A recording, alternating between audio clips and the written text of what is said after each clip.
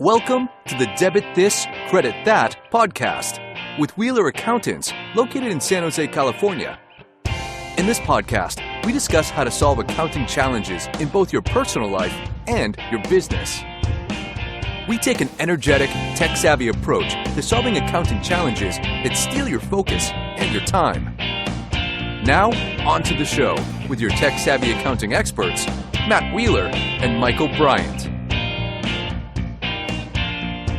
So this podcast is an opportunity for our listeners to get to know you a little bit better and what makes you tick and what makes you unique and different. So the first question that we ask everybody who comes on the show is, why did you become an accountant? Well, I became an accountant by accident, basically. I taught myself computer programming in high school. Always wanted to be a computer programmer, wanted to make video games. I grew up here in Silicon Valley, so that was kind of the thing to do. In college, I had a full scholarship for swimming, so that was a tremendous time commitment, which I had to then split time between swimming and doing work in the computer lab. It was difficult to keep up with all the computer work, and I decided to drop computer science at that point in my junior year of college. My dad, who had a CPA practice as I was growing up, suggested I take a couple accounting classes just for some general business knowledge, give me some general business education, which would be beneficial no matter what I decided to do. I took my first accounting class and everything just clicked right away. I went from multivariable calculus with differential equations to plus and minus, and everything made sense. It was logical. I really enjoyed what I did, and growing up, seeing my dad had the lifestyle he did where he worked really hard during tax season but got to take a lot of time off in the summers, be there for us for all of our swim meets, and go on family vacations and that sort of thing really appealed to me. And that's why I ended up going into accounting. That's fantastic. What is your favorite kind of client?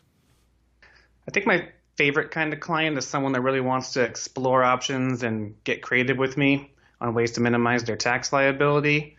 Someone that's going to allow me to think outside the box, which is what I really enjoy doing, and helping them solve unique tax problems. There's a lot of gray areas in tax where people have things going on in their lives that we may be able to, with the right planning, turn those into deduction opportunities and really save them a lot of tax over the long haul.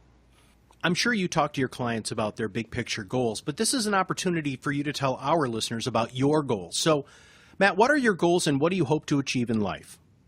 That's a tough question. In terms of personal goals, I've run a couple marathons now, so I'm not the fastest, but one of my goals has always been to beat Oprah's time. So Oprah. That's fantastic. Oprah in her fastest marathon won a 4:29. I have yet to beat her. So one of my personal goals is absolutely to beat Oprah's time. I feel embarrassed until I'm able to beat her. In life, though, outside of beating Oprah's time, what do you want to achieve? Well, I want to, build a successful practice here at our firm, one that provides exceptional value to our clients and something I can really, be proud of, basically, is my big business goal. You learned a lot from your father, it sounds like, when you were talking about how you became an accountant. So what's the best advice you've ever received? Now, this doesn't necessarily have to be as an accountant or a business professional, but this also could be in life. So this is a good way for our listeners to get a window inside of how your brain works. So what is the best advice you've ever received? The best advice I've ever received is also from my father, and that's that life's not fair. I think it's an extremely important thing to remember. We're all going to face setbacks or things not going to go our way, and how you react to those determines whether you move forward or you move backwards. Wonderful, wonderful advice. So we found out that you're a marathon runner, but name something else that most people don't know about you or would be surprised to find out. Well, it may not be surprising if you look at me, but I definitely love food and I love cooking. So cooking is something that I really enjoy doing, helps me really unwind from a long day.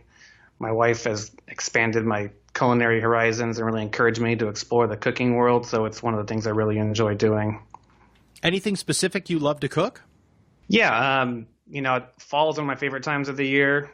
I like the rain, I like the cold, I like, warm, comforting meals, and one of the things I would like to do is make a duck or rabbit rillettes, so it's kind of like a, confit meat in the duck fat, and then you shred the meat and add a bunch of salt and other spices and pack it together, and you eat the meat cold, but it's just absolutely delicious.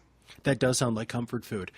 What's the one thing that people should know about accountants and their advice? Because I'm going to be honest with you, Matt, I don't think people truly understand what the full range of services an accountant can really provide. So to help us, you don't have to give us one thing. You can give us more than one thing, but what should we really know about accountants and how they provide advice to the general public? I think a really important thing to remember about accountants is that we work with a lot of people in a lot of different industries and a lot of different types of business. And one of the best things about being a CPA is that we're independent and our advice is unbiased. You know, our profession prohibits practices like taking referral fees without disclosing anything or charging contingent fees based on a refund amount or something. So we truly are independent and objective advisors.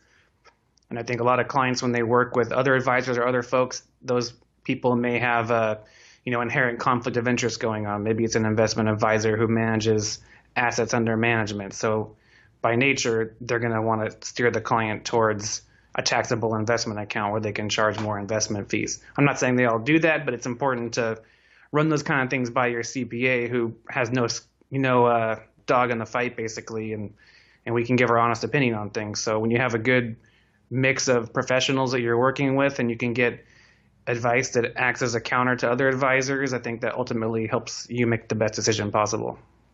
If you had the undivided attention of everyone in the world for 30 seconds, so I don't know how I would do that, but let's just say I was able to wave a magic wand and all of a sudden Matt Wheeler would have everybody's attention for 30 seconds, what would you want to tell them?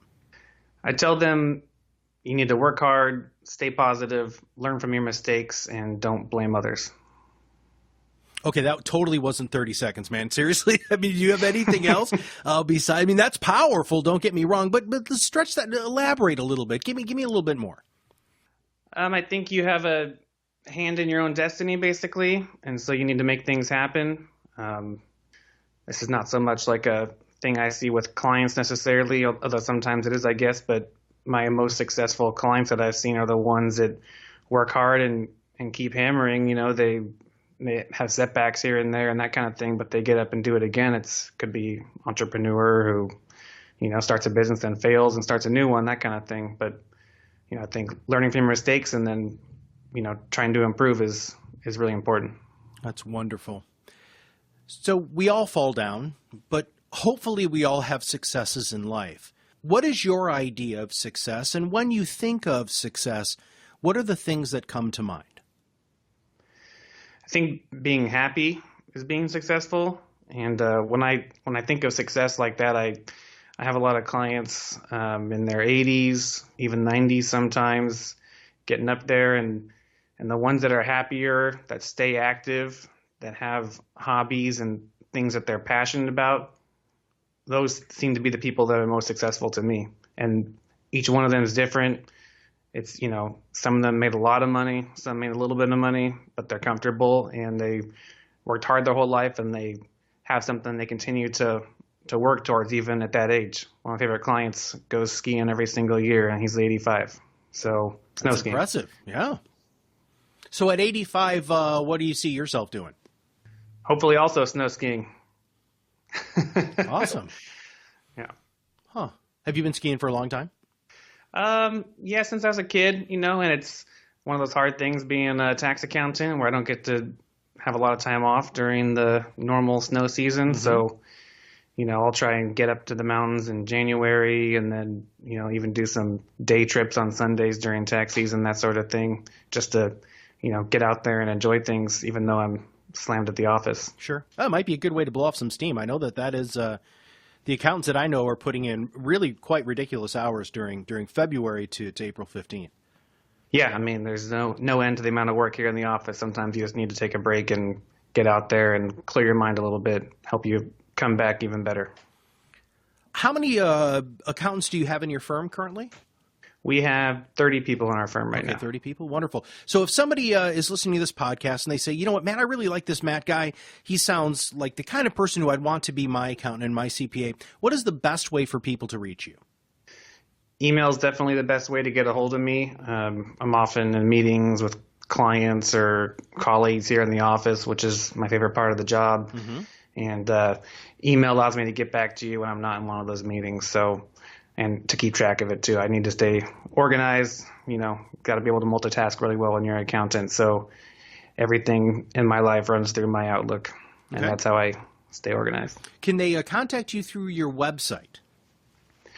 Yeah, absolutely. You can go to our website. It has a list of all the folks there in the firm, and you can use our website to send me an email basically that'll get to me. What is your website? It's wheelercpa.com. WheelerCPA.com. Are you on any social media channels? Yeah, LinkedIn's another great place to get a hold of me. And, if we've met, please feel free to connect with me on LinkedIn. I'm on there all the time. And What is the best phone number for people to reach either you or the other accountants that are in your firm? Our phone number is 408-252-1800, and my extension is 253. Or you can just ask for me at the front desk. All right, can you give us that number one more time, please? Yeah, 408-252-1800. Okay. My extension is 253. Fantastic. Well, thank you very much, Matt. I really appreciate you taking a few minutes to talk to us today and introduce yourself to the greater community. So my name's Matt Halloran again, and I was just interviewing Matt Wheeler, managing partner of Wheeler Accountants in San Jose, California. Remember, a simple action can not just change your life, but can change the world.